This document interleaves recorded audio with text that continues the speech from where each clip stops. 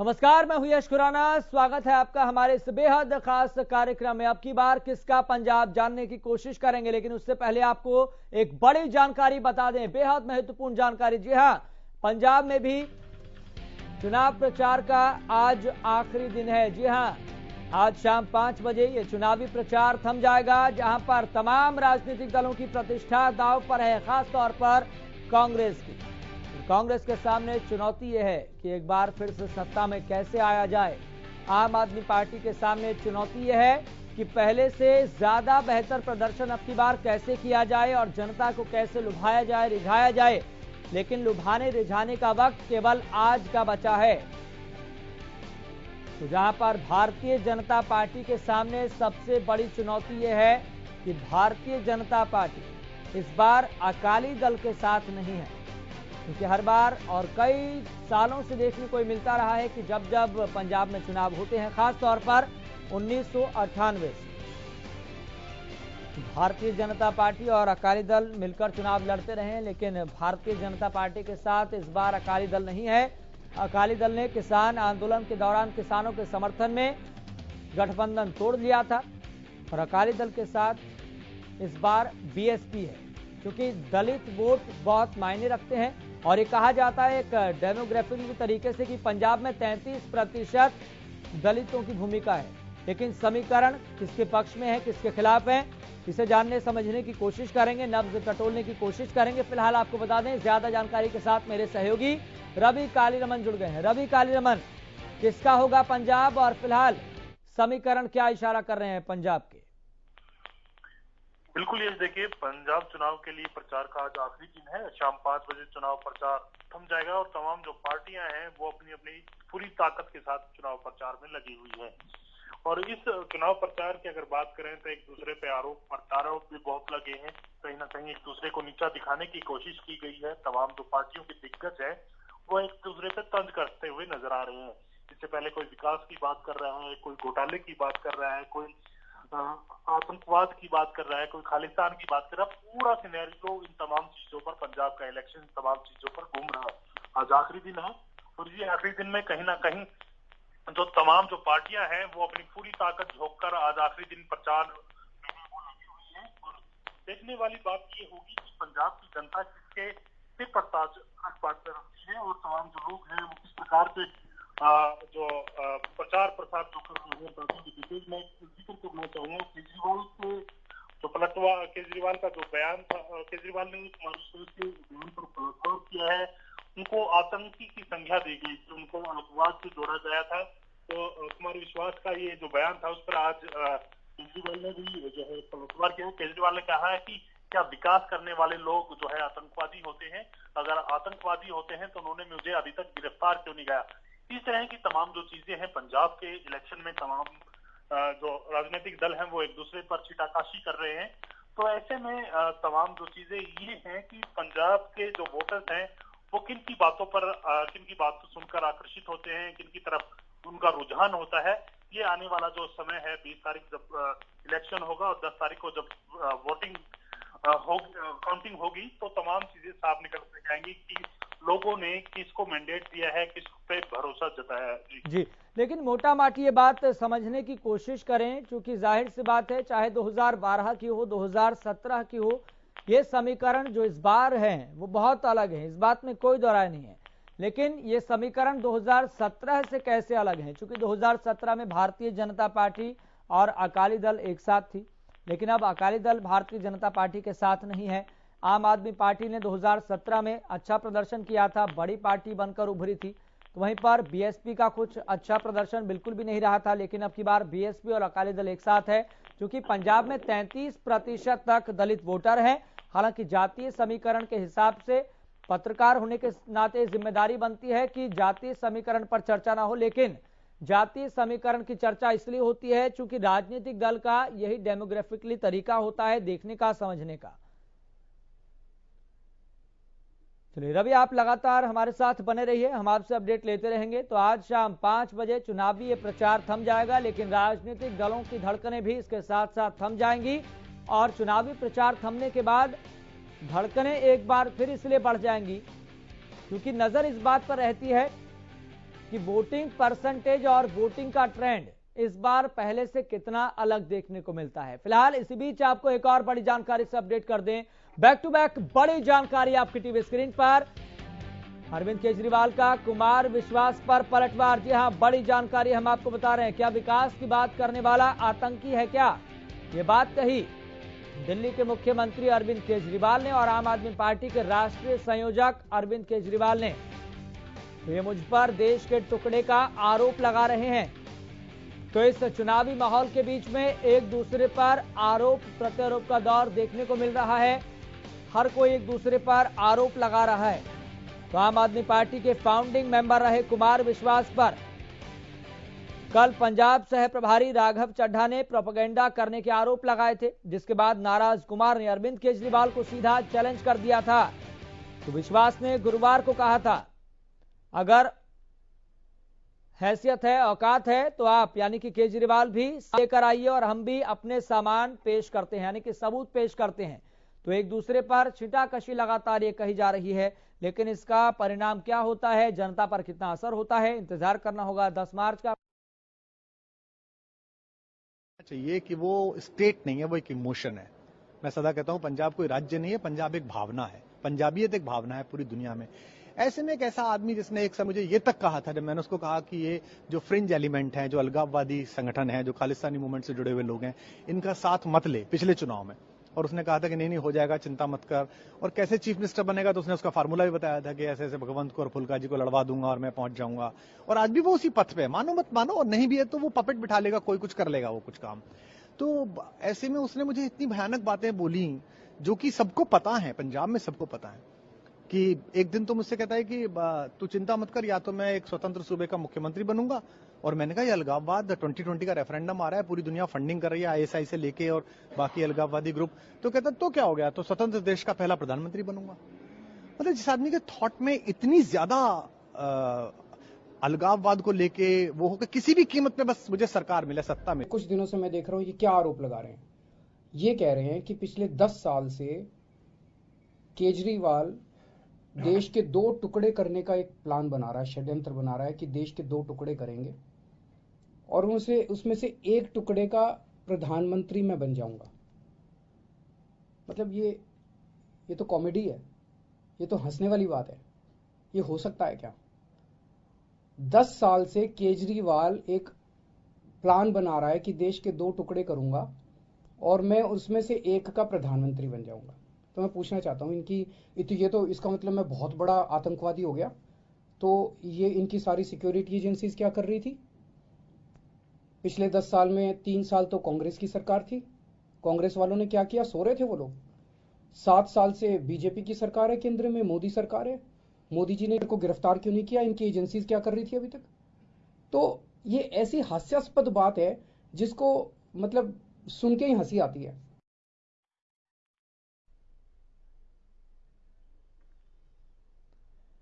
तो अब की बार किसका पंजाब के बीच और पंजाबियत को कौन लुभा पाता है, कौन रिझा पाता है, ये बात तो एक इतर है। लेकिन आप ये भी देखिए कि राजनीति का स्तर क्या हो चला है और एक दूसरे पर कैसे आरोप लगाए जा रहे हैं, एक दूसरे पर कैसे ये छींटाकशी कसी जा रही है।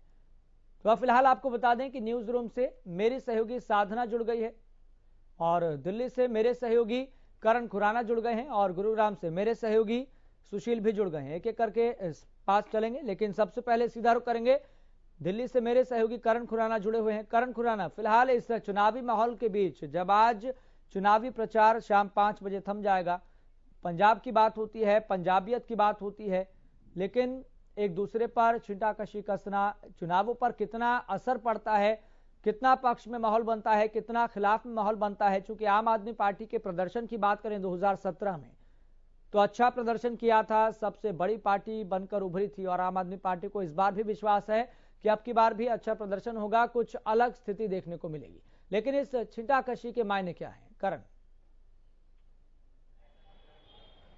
जी बिल्कुल, देखिए पिछले चुनाव पर नजर डाले पंजाब के तो त्रिकोणीय मुकाबला था, यानी कि अकाली दल, बीजेपी और कांग्रेस के बीच। अब जो है जिस तरीके से पंजाब में आम आदमी पार्टी की एंट्री हुई है और जीत भी मानी जा रही है कि आम आदमी पार्टी जो है भारी बहुमत से जीत भी सकती है पंजाब में, तो पारा है, जो सियासी पारा है वो बेहद ज्यादा हाई है, क्योंकि आज चुनाव प्रचार का आखिरी दिन भी है। तो इसी कड़ी में जो है, जिस तरह से कुमार विश्वास ने एक बेहद ही गंभीर आरोप लगाए थे केजरीवाल के ऊपर कि वो सत्ता हासिल करने के लिए कुछ भी कर सकते हैं और खालिस्तान का समर्थन भी करते हैं, वो उन्होंने कहा था कि जिस तरह के कई खुलासे किए थे कि वो पीएम भी बनना चाहते हैं और पंजाब का सीएम भी बनना चाहते हैं, कई ऐसे खुलासे किए थे। तो इसी कड़ी में जो है आज केजरीवाल ने पलटवार किया। उन्होंने कहा कि अगर मैं आतंकवादी तो नहीं, मैं स्वीट आतंकवादी जरूर हूं, जो विकास करता है, जो सड़कें बना रहा है, फ्री बिजली दे रहा है। उन्होंने पलटवार किया और उन्होंने कहा कि वो एक कवि है, और वो उन्होंने मजाक वे में बोला कि वो कवि है, वो कुछ भी कह सकती है। यानी कि साफ है कि किस तरह से जो है छीटाकशी चल रही है। इस बीच जो है सीएम चरणजीत सन्नी, इसमें यानी कि कांग्रेस की भी एंट्री, इसने भी कांग्रेस ने कोई मौका नहीं छोड़ा इसमें राजनीतिक एंट्री पाने के लिए, क्योंकि सीएम चरणजीत सिंह सन्नी ने पंजाब माफ कीजिएगा पीएम मोदी को लेटर लिखा है और उन्होंने साफ तौर पर कहा है कि इस मामले की गहनता से जांच हो, क्योंकि उन्होंने इस मामले को बेहद ही गंभीर बताया है। जो उन्होंने आरोप लगाया है कुमार विश्वास ने, उन्होंने कहा है इस मामले की गहनता से जांच और पता लगाया जाए कि कितनी सच्चाई है कुमार विश्वास के इस बयान में, क्योंकि सीएम चन्नी का कहना है कि आतंकवादी घटनाएं लगातार पंजाब में होती रहती है और पाकिस्तान से सटा भी है पंजाब, तो इसकी जांच करने के लिए कहा है। लेकिन इस तरह के बयान आप देखेंगे लगातार आ रहे। जब से चुनावों की तारीख का ऐलान हुआ था, इससे पहले आप भैया, यूपी के भैया और बिहार के भैया, जो सीएम चरणजीत सिंह चन्नी का बयान था, उस पर काफी राजनीति हुई थी और कहा गया था कि आप यूपी पंजाब के हर गांव में जाओगे तो यूपी और बिहार का व्यक्ति जरूर मिलेगा। तो इस तरह के जो बयान है वो लगातार सामने आ रहे हैं और इसमें कितनी सच्चाई है ये जांच का विषय। इस बीच जो है कुमार विश्वास की सिक्योरिटी बढ़ाने की वो बात हो रही है कि आने वाले समय में सिक्योरिटी जो इस तरह के आरोप प्रत्यारोप माहौल को अपने पक्ष में करने के लिए कितने असरदारक होते हैं, ये भी हम जानने की लगातार कोशिश कर रहे हैं। करण, मैं आपके पास लौटूंगा। हमारे साथ मेरे सहयोगी गुरुग्राम से जुड़ गए हैं सुशील। फिलहाल इस तरह के बयान, इस तरह की छीटाकशी माहौल को कितना बदल पाती है, एक नैरेटिव सेट किस तरह से कर पाती है, और चुनावी माहौल में जहां पर बुनियादी मुद्दों की बात होनी चाहिए वहां पर इसके इतर दूसरे ऐसे मुद्दे सामने आ जाते हैं जिसका कोई औचित्य नहीं है। बिल्कुल यश, देखिए किसका होगा पंजाब बहुत बड़ा सवाल है और सबकी निगाहें टिकी हुई है। जिस तरह उत्तर प्रदेश पे सबकी निगाहें टिकी हुई है कि उत्तर प्रदेश में क्या होगा, वैसे ही पंजाब पर सबकी निगाहें टिकी हुई है। एक तरफ कांग्रेस दोबारा वापसी की कोशिश कर रही है, जो सीएम चन्नी है वो अपने आप को साबित कर रहे हैं, साबित करने की कोशिश में लगे हैं कि उनके कार्यशैली के बदौलत पूरा दोबारा कांग्रेस आएगी। तो दूसरी तरफ बीजेपी और अकाली कभी साथ होते थे, आज अलग अलग हैं और दोनों अपनी सियासी जमीन को मजबूत कर सत्ता वापसी की लालसा लिए हुए हैं। वहीं आम आदमी पार्टी जो 2017 में महत्वपूर्ण भूमिका निभाई थी, इस बार कहीं ना कहीं वो कोशिश में है कि इस बार सत्ता उसके हाथ लगे। तो चौतरफा मुकाबला है और इस मुकाबले के दौरान जहां तक आप बयानों का जिक्र कर रहे हैं यश, अमूमन हम चुनाव में देखते हैं कि ये जब सियासत होते हैं तो ये सियासी बयान है और इनको हम जिन्न की संज्ञा देते हैं। ये जो बयान है वो जिन्न है, यानी जिस तरह जिन्न बोतल में रहता है और समय पे निकल के बाहर आता है और अपना प्रभुत्व फैलाता है, लोगों को बहका लेता है, लोगों को अपने पाले में ले लेता है, सेम वैसा ही ये बयान है। और इस तरह के बयान हमेशा कई चुनाव हमने देखा है और उन चुनावों में इस तरह के बयान नेता जरूर करते हैं और उस बयान के आधार पर ही सियासी गणित फिट करने की बात की जाती है। हालांकि ये जो बयान आया है विकास का या फिर अरविंद केजरीवाल का, उस पर पलटवार हुआ है, तो निश्चित तौर पे एक सियासत से जोड़कर हम देख सकते हैं और इसके अलावा इसका कोई और मायने नहीं होता। ये लोगों को बरगलाने की, लोगों तक अपनी बातें पहुंचाने की बस एक कोशिश है और तमाम इस तरह के बयान आते हैं और उन बयानों पे बाद में चर्चा भी होती है, उनकी जांच भी होती है, लेकिन कार्रवाई के नाम पर कुछ नहीं होता, बस महज एक बयान होता है। और इस बयान को भी हम महज एक बयान देख रहे हैं, एक वैसा बयान देख रहे हैं जो इस पंजाब की राजनीति में, पंजाब की सियासत में एक महज वोट गेनिंग का एक फॉर्मूला है और वोट गेनिंग के लिए इस्तेमाल किया गया बयान है। बिल्कुल ठीक है सुशील, मैं आपके पास लौटूंगा क्योंकि इस मुद्दे पर लगातार हम चर्चा कर रहे हैं और चुनावी इस नब्ज को टटोलने की कोशिश कर रहे हैं कि इस चुनावी माहौल के बीच में जब आज शाम 5 बजे ये चुनाव प्रचार थम जाएगा, लेकिन ऐसे बयानों का क्या औचित्य होता है, जबकि बात होनी चाहिए बुनियादी मुद्दों की। हालांकि 20 फरवरी को वोटिंग है पंजाब में भी और तीसरे चरण के लिए उत्तर प्रदेश में भी वोटिंग है, लेकिन ये वोटिंग किसके पक्ष में रहने वाली है ये इसका इंतजार करना होगा 10 मार्च के लिए। और वोटिंग ट्रेंड और वोटिंग परसेंटेज कितना रहता है ये भी राजनीतिक दलों के लिए महत्वपूर्ण रहता है। फिलहाल आपको बता दें बीजेपी प्रवक्ता डीपी कौशिक हमारे साथ जुड़ गए हैं। सर, आपका बहुत बहुत स्वागत। नमस्कार डीपी कौशिक जी, पंजाब का ये माहौल यूपी की तरह कितना बदला बदला नजर आ रहा है? भारतीय जनता पार्टी के साथ अकाली दल पहले थी लेकिन आज नहीं है। कितनी बड़ी चुनौती है भारतीय जनता पार्टी के लिए? उससे भी बड़ी चुनौती है किसानी फैक्टर। किसान लगातार नाराज रहे, 1 साल से ज्यादा वक्त तक उन्होंने प्रदर्शन किया, आंदोलन किया। किसानी फैक्टर को लेकर भारतीय जनता पार्टी किस तरीके से लेकर चल रही है? देखिए, भारतीय जनता पार्टी का अपना क्रेडिट है। मैंने बताया सरकार हमारी रातों हमारी सरकार बन रही है, किसी को कोई चिंता करने की जरूरत नहीं है। सरकार ने अपने काम किए। माननीय मोदी जी का नेतृत्व में पूरे प्रदेश में, पूरे देश में एक ऐसी लहर है बीजेपी के प्रति जिसमें कोई फैक्टर चलने वाला नहीं है किसी का भी। क्योंकि किसान नेता हमारे साथ में, किसान भाई हमारे साथ में है। बिकॉज किसानों के लिए माननीय प्रधानमंत्री की सोच अच्छी, काम अच्छे किए हैं। जो कानूनों का उनका गिला शिकवा था तो वो कानून हमने वापस ले लिए थे। तो मुझे लगता है कि नाराजगी, किसी की कोई तरह की नाराजगी नहीं है और सरकार हमारी पंजाब में भी बनेगी हमारी। जी ठीक है डीपी कौशिक जी, मैं आपके पास लौटूंगा। आम आदमी से हमारे साथ प्रवक्ता जुड़ गए हैं संदीप मिश्रा। संदीप मिश्रा जी, आपका ही बहुत बहुत शुक्रिया जुड़ने के लिए। बहुत धन्यवाद आपका। जी संदीप मिश्रा जी, पंजाब की ये लड़ाई कितनी मुश्किल दिखाई दे रही है आम आदमी पार्टी के लिए? हालांकि 2017 की बात करें तो अच्छा प्रदर्शन किया था बाकी सभी दूसरे क्षेत्रीय दलों और दूसरे दलों की तुलना में, लेकिन इस बार ये लड़ाई कितनी मुश्किल दिखाई दे रही है? देखिए, इस बार की ये लड़ाई नाम की चीज ही नहीं है। एक तरफा आम आदमी पार्टी के लिए जन समर्थन का सैलाब है। मान के सम्मान में पूरा पंजाब उतरा पड़ा है। मीलों मील लंबा जाम, इंतजार करते लोग, और यूं लगता है कि खुशहाली बस 10 मार्च तक की दूरी का इंतजार कर रही है। मान के नाम पर, केजरीवाल जी के काम पर जो पंजाब उमड़ा है, जो पंजाब में एक नई लहर, नई उमंग, नई तरंग और नए तरह का जो माहौल बना है, इसे देखकर विरोधी अस्त-पस्त और व्यस्त हो गए हैं। वो अभ्यस्त थे लूट और कूट करने का, लूटते थे और कूटते थे। न नौकरी दी, न रोजगार दिया, न सम्मान दिया, न साधन दिया। जो पंजाब कभी अंगूठी का नगीना होता था, उस पंजाब को 3000 लाख करोड़ के कर्ज के तले ताप दिया।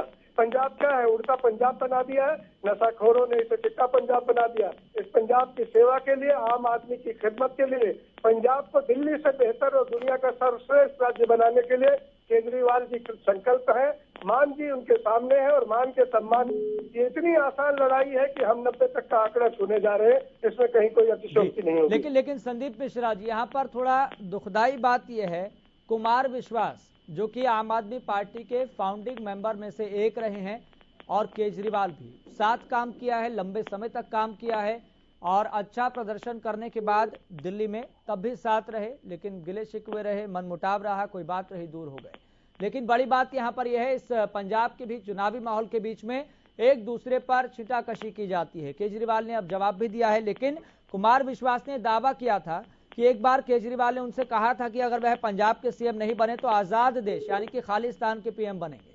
बताइए कि मतलब राजनीति का स्तर किस हद तक नीचे जा रहा है और एक दूसरे के ऊपर आरोप लगाए जा रहे हैं। वो नेता आरोप लगा रहे हैं जो कभी एक साथ रहे थे, आम आदमी पार्टी को अपने खून पसीने से सींचने वाले नेता। देखिए, ये जोड़ तोड़ पार्टी, बेजोड़ पार्टी के खिलाफ अविश्वास को उकसाया है। यह अविश्वास है, इन्हें विश्वास ही नहीं कहना चाहिए। यह अविश्वास है जो इस वक्त बोल रहे हैं। तब जब साथ साथ खाना खाते थे, साथ साथ घूमते थे, साथ साथ कमरे में बैठते थे, साथ साथ चलते थे, तब यह अविश्वास का विश्वास क्यों नहीं फूटा था? ये अपने आप में एक सवालिया निशान खड़ा करता है। मैं ये बताता हूँ कि जो पार्टी तिरंगों का एक बहुत बड़ा जाल पूरे देश की राजधानी में लगा रही है, आप देखते हैं कि कितने तिरंगे हमारे देश के दिल्ली में, देश के दिल्ली में इस वक्त लहरा रहे, फहरा रहे साल से। तिरंगा यात्रा हमारी 9-9, 10-10, 11-11 किलोमीटर लंबी होती है। हमने पहली बार ऐसी पार्टी है जिसने राष्ट्र को सिलेबस में जगह दिया है, उसका सबक पढ़ाया, पाठ पढ़ा रहे हैं। हम ऐसे हैं जो संविधान में, देश के कानून में, देश की आस्था में विश्वास करते। हमारे लोग करनी नहीं आती साहब। संदीप मिश्रा जी, 117 में से आम आदमी पार्टी की कितनी सीटें आ रही हैं? हम 80 से ऊपर और 90 के बीच में कहीं रह रहे हैं। और अगर जिस तरह जनता का स्तर दिख रहा है, मुझे लगता है कि कहीं ये सेंचुरी ना लग जाए, ये शतक ना लग जाए, सीटों का एक शतक भी लग सकता है। लोग बहुत बेसब्र हैं, लोग बहुत ही ज्यादा बदलाव के मूड में है। एक चांस केजरीवाल को ये नारा गली गली गांव गांव हर सड़क हर शहर पर लग रहा है जैसे लोग जनता चुनाव लड़ रही है, केजरीवाल चुनाव नहीं लड़ रहे। झाड़ू का निशान अब पंजाब की पहचान बन गई है, मान का सम्मान अब पंजाब के माथे का तिलक बन गया है और आने वाले समय में खुशहाली केजरीवाल के नाम से पंजाब में बिखरेगी। और मैं कहता था कि केजरीवाल राजनीति की एक पाठशाला है और इस पाठशाला से आज दिल्ली से पूरा देश और दुनिया सीख रही है। और जब पंजाब में आम आदमी पार्टी की सरकार होगी, चमकता हुआ, उगता हुआ, खिलता हुआ, खिलखिलाता हुआ पंजाब सबके सामने होगा, तो पंजाब देश की शान, देश की मिसाल बनेगी। ऐसा गौरवान्वित क्षण 10 मार्च की दूरी पे है जब मान साहब शपथ लेंगे और पंजाब में खुशहाली का नया अध्याय शुरू होगा। लेकिन संदीप मिश्रा जी, चरणजीत सिंह चन्नी को आप कितना बड़ा फैक्टर मानते हैं इस माहौल को बदलने के लिए, कितनी बड़ी चुनौती मानते हैं? चरणजीत सिंह चन्नी वही जो आपसे कुछ महीने पहले ही कांग्रेस की उन्होंने कमान संभाली, पंजाब की कमान संभाली, मुख्यमंत्री बने, कितना कुछ उन्होंने बदल दिया। उन्होंने बदला नहीं, उनके भतीजों के घर से करोड़ों रुपए मिल रहे हैं। बदला अपना घर उन्होंने, बदला अपना परिवार उन्होंने कि उनके बेटों के यहाँ जब रेड निकलती है तो नोटों का अंबार निकलता है। बदला उन्होंने लूट और छूट को बढ़ावा दिया। उन्हें पता था कि 111 दिन का शासन है, पंजाब को और खाली कर लो। ये खाली करने वाले लोग हैं, इनको तो कांग्रेस ही अहमियत नहीं देती साहब, सिद्धू साहब अहमियत नहीं देते, इन्हें इनकी पार्टी के जाखड़ साहब अहमियत नहीं देते, ये चमकौर साहब ने इनको जनता अहमियत नहीं दे रही। इस बार चन्नी साहब को पंजाब में जो एक चेहरा और एक मुखौटा बना के भेजा हुआ, ये सिर्फ बड़े नेताओं को हार से बचाने के लिए बोला है। कहाँ थे ये टेक्निकल एजुकेशन मिनिस्टर जब कैप्टन साहब सोया करते थे सिसवा फार्म हाउस में, जब यहाँ की जनता रोया करती थी, जब लोग मुख्यमंत्री के आवास का फार्म हाउस का घेराव करते थे तो लाठियां पड़ती थी, पानी के बौछार पड़ते थे, लोग टंकियों पे चढ़ जाते थे अपने हक के लिए कि हमें नौकरी दे दो साहब। तब कहाँ थे चन्नी जी? आज चन्नी जी भंगड़ा कर रहे हैं, इनका भतीजा लाखों करोड़ों नोट टकार के बैठा है, छापे में पकड़ा जा रहा है और चन्नी जी भंगड़ा करते फिर रहे हैं। ये देश, ये पंजाब देख रहा है, ये न किसी चन्नी के चाल में आएगा, न किसी चवन्नी के चाल में आएगा, न कैप्टन के जाल में आएगा, न फूल के बिछड़ावे में आएगा। ये झाड़ू चल पड़ी है साहब, और ये झाड़ू शान की झाड़ू चल रही है। झाड़ू से पंजाब एक तरफ से लूट और कूट की सरकार को बर्खास्त कर रहा है, बाहर कर रहा है। 10 मार्च आपका दिन होगा, आम आदमी पार्टी का दिन होगा, पंजाब की खुशहाली का दिन होगा। स्वागत करने के लिए तैयार हो जाइए आप सब। ठीक है संदीप जी, बहुत बहुत शुक्रिया जुड़ने के लिए, अपना पक्ष रखने के लिए। डीपी कौशल जी, आपका भी बहुत बहुत शुक्रिया जुड़ने के लिए, पक्ष रखने के लिए। और मेरी सहयोगी न्यूज रूम से जुड़ी हुई है लगातार साधना बत्रा। साधना बत्रा, ये किसानी फैक्टर पंजाब में कितना माहौल बदल रहा है और भारतीय जनता पार्टी के लिए कितनी बड़ी परेशानी खड़ी कर सकता है? हालांकि यूपी के संदर्भ में देखें तो पश्चिमी उत्तर प्रदेश का वो एक बहुत बड़ा एरिया है जहां पर 100 से ज्यादा सीटें हैं, किसानों का प्रभुत्व है, पहले चरण में वो संपन्न हो गया है, वो बात अलग है। लेकिन अब 20 फरवरी भारतीय जनता पार्टी के लिए कितना महत्वपूर्ण हो सकता है किसानी फैक्टर? बिल्कुल यश, आपने देखा होगा कि तमाम जो पार्टियां हैं उन्होंने कमर कस ली है, चाहे कांग्रेस हो, चाहे बीजेपी हो, आम आदमी पार्टी हो, सभी ने कमर कस ली है। लेकिन बावजूद उसके ऐसे समय में ये तंज कसना एक औचित्य ही नहीं है, क्योंकि उन्होंने अरविंद केजरीवाल ने यह भी कहा था कि ऐसे समय में तंज कसना, अब राजनीतिक माहौल है, उस माहौल में ऐसी जो फैसला सुना दिया गया। फिर उसके बाद अगर यहाँ ये भी कहा था कि कुमार विश्वास है वो एक हास्य कवि है, एकमात्र हास्य कवि हैं, उन्होंने अपने हास्य में ये बात कह दी होगी। लेकिन सवाल ऐसे में ये भी उठता है कि अगर यहाँ पर ये तंज कसा गया, ऐसे माहौल में तंज कसना, ये बड़ा सवाल उठता है। माहौल जो है वो बिल्कुल खराब करने की कोशिश की जा रही है। जब राजनीति में माहौल इसलिए खराब करने की कोशिश की जा रही है क्योंकि इससे पहले आपने तंज क्यों नहीं कसा? अगर तंज कसना था तो इससे पहले कसते आप, अब क्यों कसा गया? ठीक है साधना, बहुत शुक्रिया। सुशील आपका भी बहुत शुक्रिया, करण आपका भी बहुत शुक्रिया, रवि कालीरमन आपका भी बहुत बहुत शुक्रिया जानकारी देने के लिए। तो फिलहाल यहाँ पर सबसे बड़ा सवाल ये बना हुआ है इस चुनावी माहौल के बीच में कि अब की बार किसका पंजाब होगा।